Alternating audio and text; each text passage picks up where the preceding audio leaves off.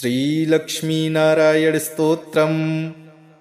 श्रीनिवास जगन्नाथ श्रीहरे भक्तवत्सल लक्ष्मीपते नमस्तुभ्यं त्राहि मां भवसागरात्।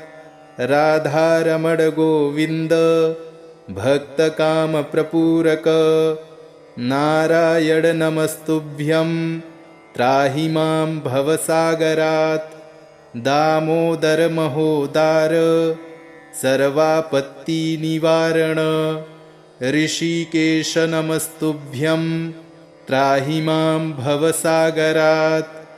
गरुडध्वज वैकुण्ठ निवासिन् केशवाच्युत जनार्दन नमस्तुभ्यं त्राहि मां भवसागरात्।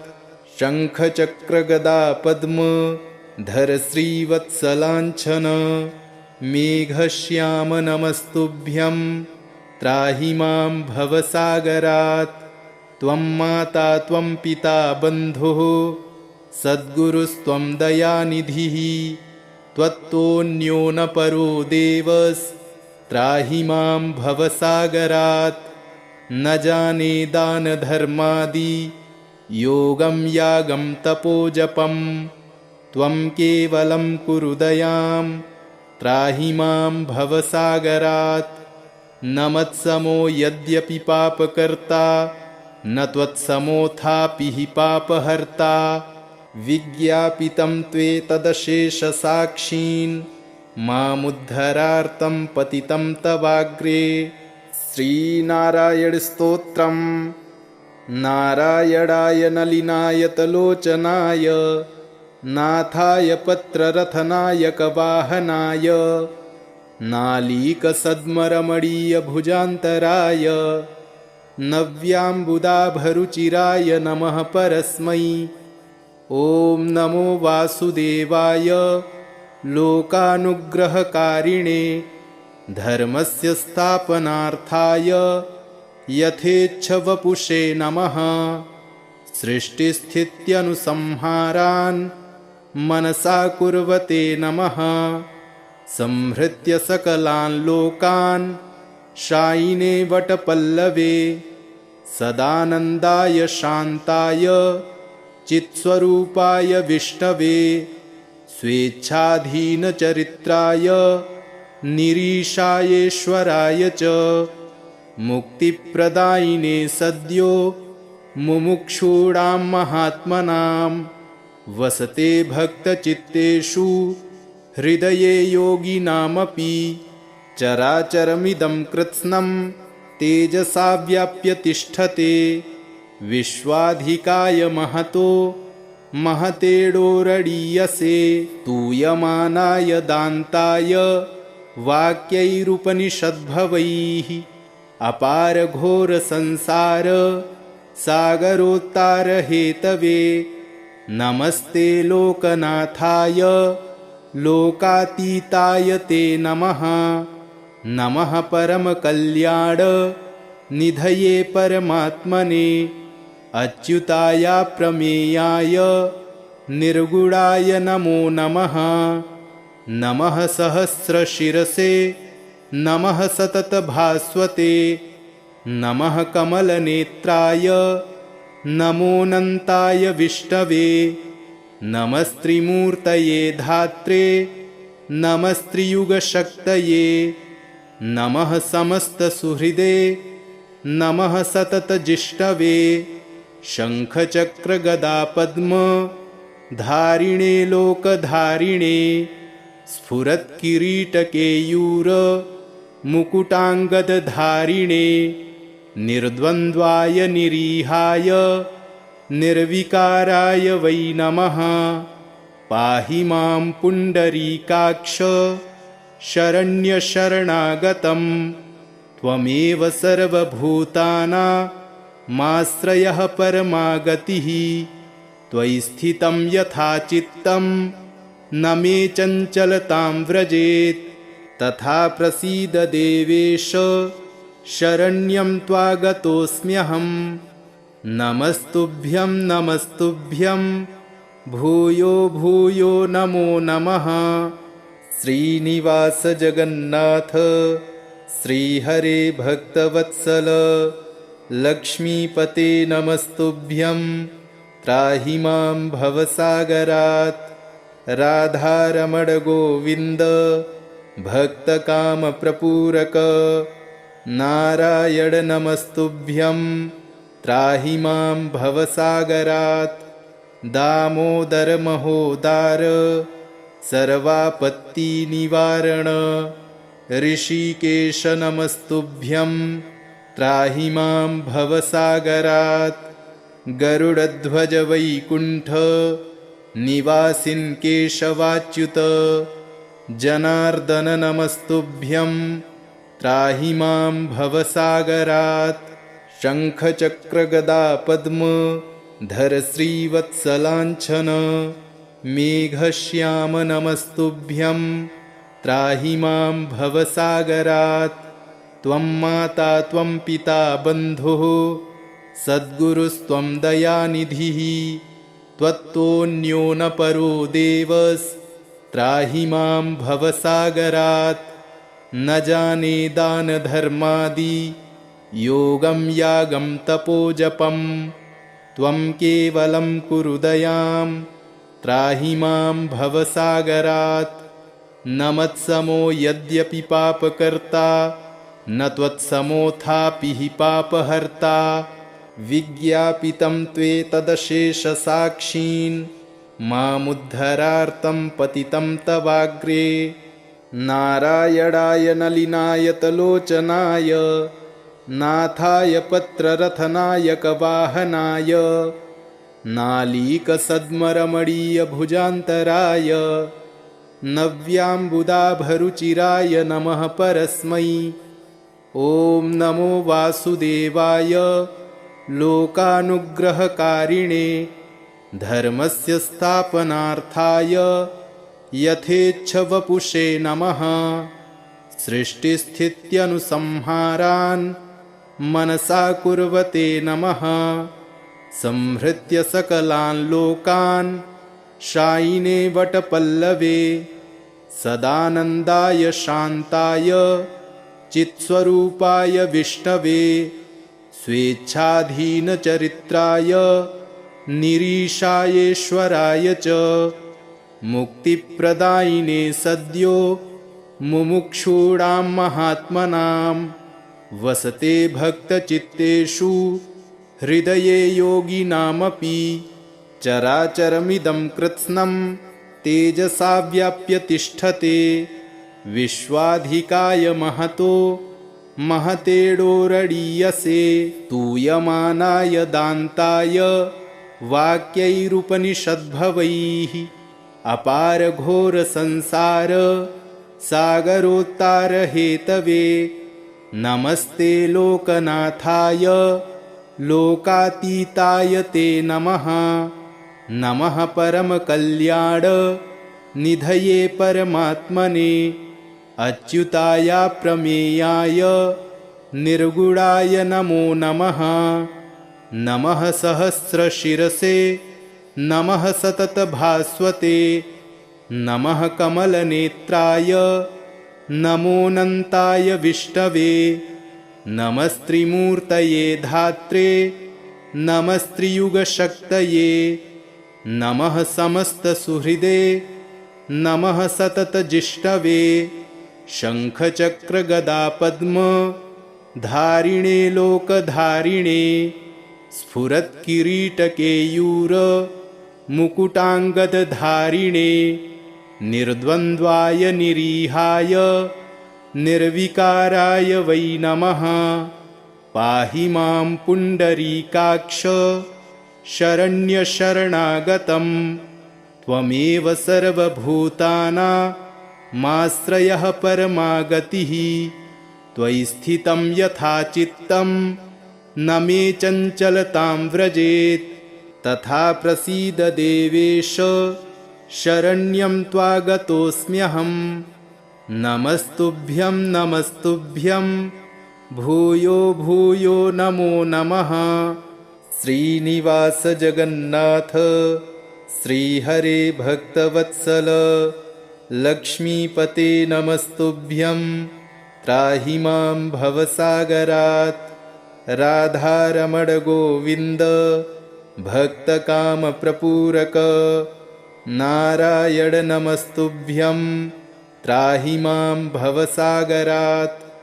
दामोदर महोदार सर्वापत्तिनिवारण ऋषिकेश नमस्तुभ्यं त्राहि मां भवसागरात्। गरुडध्वज वैकुण्ठ निवासिन् केशवाच्युत जनार्दन नमस्तुभ्यं त्राहि मां भवसागरात्।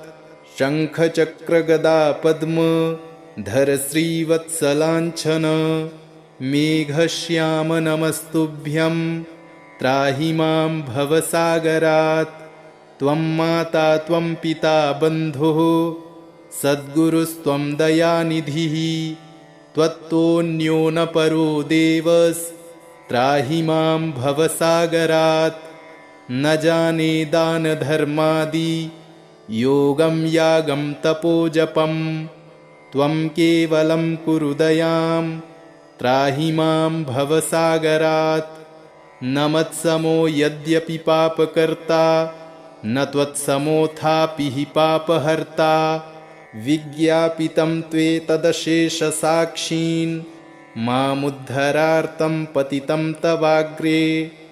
नारायणाय नलिनायतलोचनाय नाथाय पत्ररथनायकवाहनाय नालीकसद्मरमणीयभुजान्तराय नव्याम्बुदाभरुचिराय नमः परस्मै। ॐ नमो वासुदेवाय लोकानुग्रहकारिणे धर्मस्य स्थापनार्थाय यथेच्छवपुषे नमः।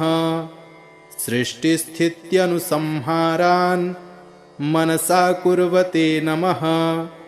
संहृत्य सकलान् लोकान् शायिने वटपल्लवे सदानन्दाय शान्ताय चित्स्वरूपाय विष्णवे स्वेच्छाधीनचरित्राय निरीशायेश्वराय च मुक्तिप्रदायिने सद्यो मुमुक्षूणां महात्मनां वसते भक्तचित्तेषु हृदये योगिनामपि।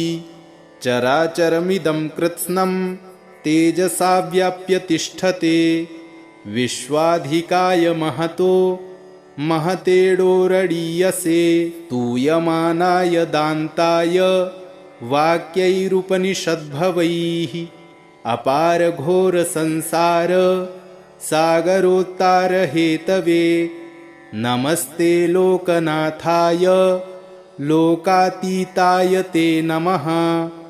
नमः परमकल्याण निधये परमात्मने अच्युताय प्रमेयाय निर्गुणाय नमो नमः।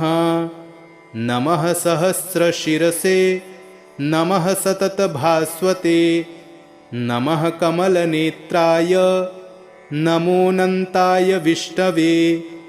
नमस्त्रिमूर्तये धात्रे नमस्त्रियुगशक्तये नमः समस्तसुहृदे नमः सततजिष्णवे। शङ्खचक्रगदापद्म धारिणे लोकधारिणे स्फुरत्किरीटकेयूर मुकुटाङ्गदधारिणे निर्द्वन्द्वाय निरीहाय निर्विकाराय वै नमः। पाहि मां पुण्डरीकाक्ष शरण्यशरणागतं त्वमेव सर्वभूतानामाश्रयः परमागतिः।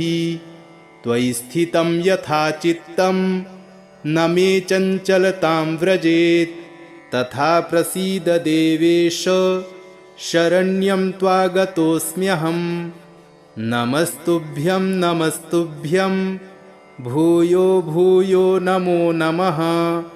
श्रीनिवास जगन्नाथ श्रीहरे भक्तवत्सल लक्ष्मीपते नमस्तुभ्यं त्राहि मां भवसागरात्।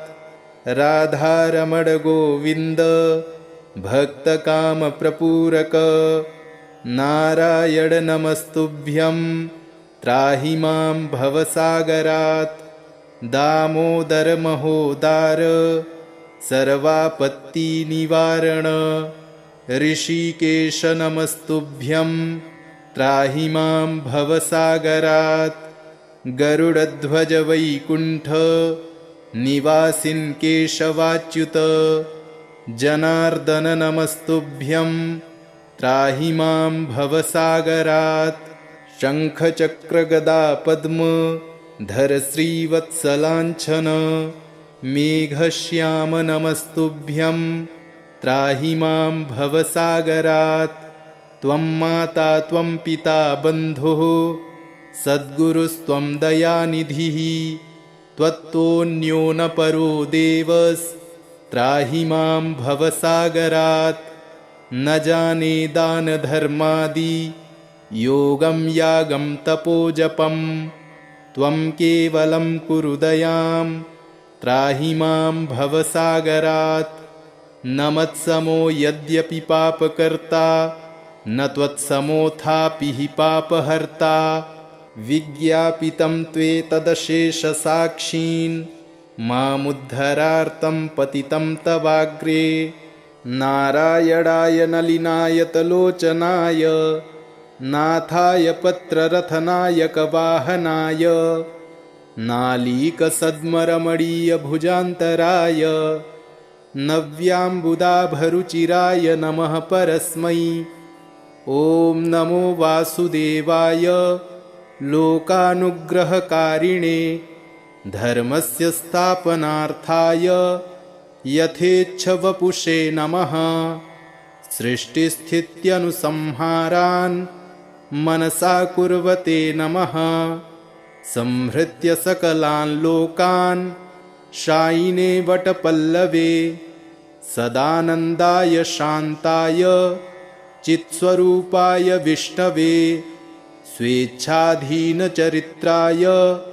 निरीशायेश्वराय च मुक्तिप्रदायिने सद्यो मुमुक्षूणां महात्मनां वसते भक्तचित्तेषु हृदये योगिनामपि चराचरमिदं कृत्स्नं तेजसा व्याप्य तिष्ठते विश्वाधिकाय महतो महतेडोरडीयसे तूयमानाय दान्ताय वाक्यैरुपनिषद्भवैः अपारघोरसंसार सागरोत्तारहेतवे नमस्ते लोकनाथाय लोकातीताय ते नमः नमः परमकल्याण निधये परमात्मने अच्युताय प्रमेयाय निर्गुणाय नमो नमः नमः सहस्रशिरसे नमः सततभास्वते नमः कमलनेत्राय नमोऽनन्ताय विष्णवे नमस्त्रिमूर्तये धात्रे नमस्त्रियुगशक्तये नमः समस्तसुहृदे नमः सततजिष्णवे शङ्खचक्रगदापद्म धारिणे लोकधारिणे स्फुरत्किरीटकेयूर मुकुटाङ्गदधारिणे निर्द्वन्द्वाय निरीहाय निर्विकाराय वै नमः पाहि मां पुण्डरीकाक्ष शरण्यशरणागतं त्वमेव सर्वभूतानामाश्रयः परमागतिः त्वयि स्थितं यथा चित्तं न मे चञ्चलतां व्रजेत् तथा प्रसीद देवेश शरण्यं त्वागतोऽस्म्यहम् नमस्तुभ्यं नमस्तुभ्यं भूयो भूयो नमो नमः श्रीनिवास जगन्नाथ श्रीहरे भक्तवत्सल लक्ष्मीपते नमस्तुभ्यं त्राहि मां भवसागरात् राधारमण गोविन्द भक्तकामप्रपूरक नारायण नमस्तुभ्यं त्राहि मां भवसागरात्। दामोदर महोदार सर्वापत्तिनिवारण ऋषिकेश नमस्तुभ्यं त्राहि मां भवसागरात्। गरुडध्वज वैकुण्ठ निवासिन् केशवाच्युत जनार्दन नमस्तुभ्यं त्राहि मां भवसागरात्। शङ्खचक्रगदा पद्म धर श्रीवत्सलाञ्छन मेघश्याम नमस्तुभ्यं त्राहि मां भवसागरात्। त्वं माता त्वं पिता बन्धुः सद्गुरुस्त्वं दयानिधिः त्वत्तोऽन्यो न परो देवस्त्राहि मां भवसागरात्। न जाने दानधर्मादि योगं यागं तपोजपं त्वं केवलं कुरु दयां त्राहि मां भवसागरात्। न मत्समो यद्यपि पापकर्ता न त्वत्समोऽथापि हि पापहर्ता। विज्ञापितं त्वेतदशेषसाक्षीन् मामुद्धरार्तं पतितं तवाग्रे। नारायणाय नलिनायतलोचनाय नाथाय पत्ररथनायकवाहनाय नालीकसद्मरमणीयभुजान्तराय नव्याम्बुदाभरुचिराय नमः परस्मै। ॐ नमो वासुदेवाय लोकानुग्रहकारिणे धर्मस्य स्थापनार्थाय यथेच्छवपुषे नमः। सृष्टिस्थित्यनुसंहारान् मनसा कुर्वते नमः। संहृत्य सकलान् लोकान् शायिने वटपल्लवे सदानन्दाय शान्ताय चित्स्वरूपाय विष्णवे। स्वेच्छाधीनचरित्राय निरीशायेश्वराय च मुक्तिप्रदायिने सद्यो मुमुक्षूणां महात्मनां। वसते भक्तचित्तेषु हृदये योगिनामपि चराचरमिदं कृत्स्नं तेजसा व्याप्य तिष्ठते। विश्वाधिकाय महतो महतेडोरडीयसे तूयमानाय दान्ताय वाक्यैरुपनिषद्भवैः अपारघोरसंसार सागरोत्तारहेतवे। नमस्ते लोकनाथाय लोकातीताय ते नमः। नमः परमकल्याण निधये परमात्मने अच्युताय प्रमेयाय निर्गुणाय नमो नमः। नमः सहस्रशिरसे नमः सततभास्वते नमः कमलनेत्राय नमोऽनन्ताय विष्णवे। नमस्त्रिमूर्तये धात्रे नमस्त्रियुगशक्तये नमः समस्तसुहृदे नमः सततजिष्णवे। शङ्खचक्रगदापद्म धारिणे लोकधारिणे स्फुरत्किरीटकेयूर मुकुटाङ्गदधारिणे निर्द्वन्द्वाय निरीहाय निर्विकाराय वै नमः। पाहि मां पुण्डरीकाक्ष शरण्यशरणागतं त्वमेव सर्वभूतानामाश्रयः परमागतिः। त्वयि स्थितं यथा चित्तं न मे चञ्चलतां व्रजेत् तथा प्रसीद देवेश शरण्यं त्वागतोऽस्म्यहम्। नमस्तुभ्यं नमस्तुभ्यं भूयो भूयो नमो नमः। श्रीनिवास जगन्नाथ श्रीहरे भक्तवत्सल लक्ष्मीपते नमस्तुभ्यं त्राहि मां भवसागरात्। राधारमण गोविन्द भक्तकामप्रपूरक नारायण नमस्तुभ्यं त्राहि मां भवसागरात्। दामोदर महोदार सर्वापत्तिनिवारण ऋषिकेश नमस्तुभ्यं त्राहि मां भवसागरात् गरुडध्वज वैकुण्ठ निवासिन् केशवाच्युत जनार्दन नमस्तुभ्यं त्राहि मां भवसागरात् शङ्खचक्रगदा पद्म धर श्रीवत्सलाञ्छन मेघश्याम नमस्तुभ्यं त्राहि मां भवसागरात् त्वं माता त्वं पिता बन्धुः सद्गुरुस्त्वं दयानिधिः त्वत्तोऽन्यो न परो देवस्त्राहि मां भवसागरात् न जाने दानधर्मादि योगं यागं तपोजपं त्वं केवलं कुरु दयां त्राहि मां भवसागरात् न मत्समो यद्यपि पापकर्ता न त्वत्समोऽथापि हि पापहर्ता विज्ञापितं त्वेतदशेषसाक्षीन् मामुद्धरार्तं पतितं तवाग्रे नारायणाय नलिनायतलोचनाय नाथाय पत्ररथनायकवाहनाय नालीकसद्मरमणीयभुजान्तराय नव्याम्बुदाभरुचिराय नमः परस्मै ॐ नमो वासुदेवाय लोकानुग्रहकारिणे धर्मस्य स्थापनार्थाय यथेच्छवपुषे नमः सृष्टिस्थित्यनुसंहारान् मनसा कुर्वते नमः संहृत्य सकलान् लोकान् शायिने वटपल्लवे सदानन्दाय शान्ताय चित्स्वरूपाय विष्णवे स्वेच्छाधीनचरित्राय निरीशायेश्वराय च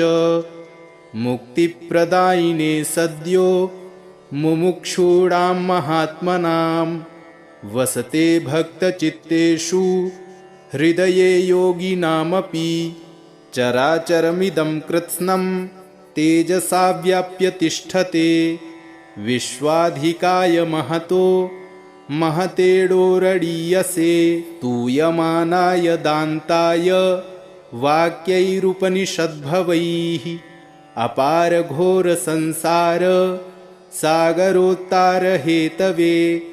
नमस्ते लोकनाथाय लोकातीताय ते नमः नमः परमकल्याण निधये परमात्मने अच्युताय प्रमेयाय निर्गुणाय नमो नमः नमः सहस्रशिरसे नमः सततभास्वते नमः कमलनेत्राय नमोऽनन्ताय विष्णवे नमस्त्रिमूर्तये धात्रे नमस्त्रियुगशक्तये नमः समस्तसुहृदे नमः सततजिष्णवे शङ्खचक्रगदापद्म धारिणे लोकधारिणे स्फुरत्किरीटकेयूर मुकुटाङ्गदधारिणे निर्द्वन्द्वाय निरीहाय निर्विकाराय वै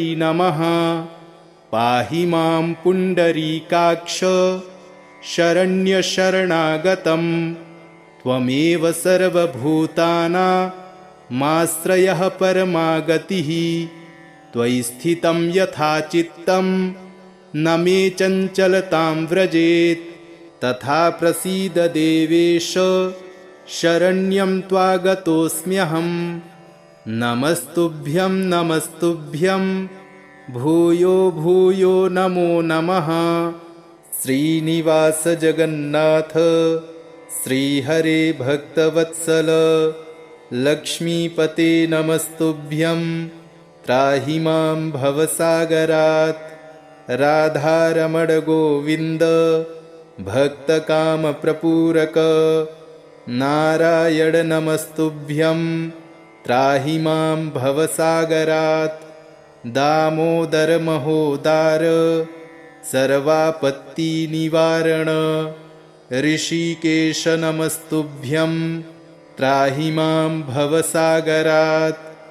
गरुडध्वज वैकुण्ठ निवासिन् केशवाच्युत जनार्दन नमस्तुभ्यं त्राहि मां भवसागरात्। शङ्खचक्रगदा पद्म धर श्रीवत्सलाञ्छन मेघश्याम नमस्तुभ्यं त्राहि मां भवसागरात्। त्वं माता त्वं पिता बन्धुः सद्गुरुस्त्वं दयानिधिः त्वत्तोऽन्यो न परो देवस्त्राहि मां भवसागरात्। न जाने दानधर्मादि योगं यागं तपोजपं त्वं केवलं कुरु दयां त्राहि मां भवसागरात्। न मत्समो यद्यपि पापकर्ता न त्वत्समोऽथापि हि पापहर्ता। विज्ञापितं त्वेतदशेषसाक्षीन् मामुद्धरार्तं पतितं तवाग्रे। नारायणाय नलिनायतलोचनाय नाथाय पत्ररथनायकवाहनाय नालीकसद्मरमणीयभुजान्तराय नव्याम्बुदाभरुचिराय नमः परस्मै। ॐ नमो वासुदेवाय लोकानुग्रहकारिणे धर्मस्य स्थापनार्थाय यथेच्छवपुषे नमः। सृष्टिस्थित्यनुसंहारान् मनसा कुर्वते नमः। संहृत्य सकलान् लोकान् शायिने वटपल्लवे सदानन्दाय शान्ताय चित्स्वरूपाय विष्णवे। स्वेच्छाधीनचरित्राय निरीशायेश्वराय च मुक्तिप्रदायिने सद्यो मुमुक्षूणां महात्मनां। वसते भक्तचित्तेषु हृदये योगिनामपि चराचरमिदं कृत्स्नं तेजसा व्याप्य तिष्ठते। विश्वाधिकाय महतो महतेडोरडीयसे तूयमानाय दान्ताय वाक्यैरुपनिषद्भवैः अपारघोरसंसार सागरोत्तारहेतवे। नमस्ते लोकनाथाय लोकातीताय ते नमः। नमः परमकल्याण निधये परमात्मने अच्युताय प्रमेयाय निर्गुणाय नमो नमः। नमः सहस्रशिरसे नमः सततभास्वते नमः कमलनेत्राय नमोऽनन्ताय विष्णवे। नमस्त्रिमूर्तये धात्रे नमस्त्रियुगशक्तये नमः समस्तसुहृदे नमः सततजिष्णवे। शङ्खचक्रगदापद्म धारिणे लोकधारिणे स्फुरत्किरीटकेयूर मुकुटाङ्गदधारिणे निर्द्वन्द्वाय निरीहाय निर्विकाराय वै नमः। पाहि मां पुण्डरीकाक्ष शरण्यशरणागतं त्वमेव सर्वभूतानामाश्रयः परमागतिः। त्वयि स्थितं यथा चित्तं न मे चञ्चलतां व्रजेत् तथा प्रसीद देवेश शरण्यं त्वागतोऽस्म्यहम्। नमस्तुभ्यं नमस्तुभ्यं भूयो भूयो नमो नमः। श्रीनिवास जगन्नाथ श्रीहरे भक्तवत्सल लक्ष्मीपते नमस्तुभ्यं त्राहि मां भवसागरात्। राधारमण गोविन्द भक्तकामप्रपूरक नारायण नमस्तुभ्यं त्राहि मां भवसागरात्। दामोदर महोदार सर्वापत्तिनिवारण ऋषिकेश नमस्तुभ्यं त्राहि मां भवसागरात्। गरुडध्वज वैकुण्ठ निवासिन् केशवाच्युत जनार्दन नमस्तुभ्यं त्राहि मां भवसागरात्। शङ्खचक्रगदा पद्म धर श्रीवत्सलाञ्छन मेघश्याम नमस्तुभ्यं त्राहि मां भवसागरात्। त्वं माता त्वं पिता बन्धुः सद्गुरुस्त्वं दयानिधिः त्वत्तोऽन्यो न परो देवस्त्राहि मां भवसागरात्। न जाने दानधर्मादि योगं यागं तपोजपं त्वं केवलं कुरु दयां त्राहि मां भवसागरात्। न मत्समो यद्यपि पापकर्ता न त्वत्समोऽथापि हि पापहर्ता विज्ञापितं त्वेतदशेषसाक्षीन् मामुद्धरार्तं पतितं तवाग्रे। नारायणाय नलिनायतलोचनाय नाथाय पत्ररथनायकवाहनाय नालीकसद्मरमणीयभुजान्तराय नव्याम्बुदाभरुचिराय नमः परस्मै। ॐ नमो वासुदेवाय लोकानुग्रहकारिणे धर्मस्य स्थापनार्थाय यथेच्छवपुषे नमः। सृष्टिस्थित्यनुसंहारान् मनसा कुर्वते नमः। संहृत्य सकलान् लोकान् शायिने वटपल्लवे सदानन्दाय शान्ताय चित्स्वरूपाय विष्णवे स्वेच्छाधीनचरित्राय निरीशायेश्वराय च मुक्तिप्रदायिने सद्यो मुमुक्षूणां महात्मनां वसते भक्तचित्तेषु हृदये योगिनामपि। चराचरमिदं कृत्स्नं तेजसा व्याप्य तिष्ठते विश्वाधिकाय महतो महतेडोरडीयसे तूयमानाय दान्ताय वाक्यैरुपनिषद्भवैः अपारघोरसंसार सागरोत्तारहेतवे। नमस्ते लोकनाथाय लोकातीताय ते नमः। नमः परमकल्याण निधये परमात्मने अच्युताय प्रमेयाय निर्गुणाय नमो नमः। नमः सहस्रशिरसे नमः सततभास्वते नमः कमलनेत्राय नमोऽनन्ताय विष्णवे। नमस्त्रिमूर्तये धात्रे नमस्त्रियुगशक्तये नमः समस्तसुहृदे नमः सततजिष्णवे।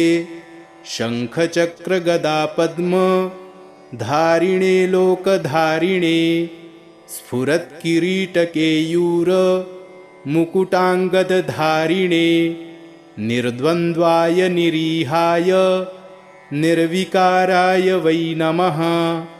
पाहि मां पुण्डरीकाक्ष शरण्यशरणागतं त्वमेव सर्वभूतानामाश्रयः परमागतिः। त्वयि स्थितं यथा चित्तं न मे चञ्चलतां व्रजेत् तथा प्रसीद देवेश शरण्यं त्वागतोऽस्म्यहम्। नमस्तुभ्यं नमस्तुभ्यं भूयो भूयो नमो नमः। इति श्रीपद्मपुराणे उत्तरखण्डे मृगशृङ्गकृतं श्रीनारायणस्तोत्रं सम्पूर्णम्।